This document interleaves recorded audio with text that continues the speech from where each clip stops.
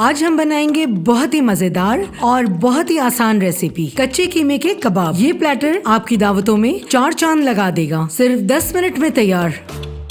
Comment section में जरूर बताएं कि आप अगली रेसिपी कौन सी देखना चाहते हैं।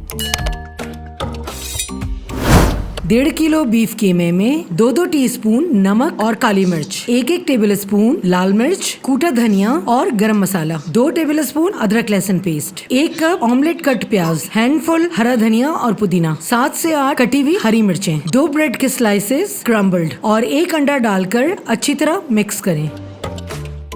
एक ही साइज के गोल कबाब बना लें।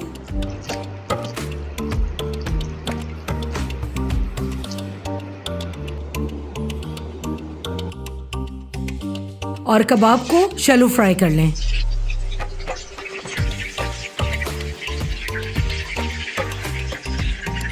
कबाब फ्राई हो जाए तो किचन टॉवल में निकालते जाएं। चलिए प्लेटर अरेंज करते हैं। 3-4 लच्छा पराठा, साइड पे एक कबाब अरेंज करें, थोड़े से कटे हुए हरी प्याज, एक छोटे पैन में 2 टेबल स्पून बटर, 10-12 लहसुन के स्लाइसेस और 2-3 स्लाइस किए हुए हरी मिर्चें डालकर हल्का फ्राई करें और कबाब पे इस तरह डाल दें।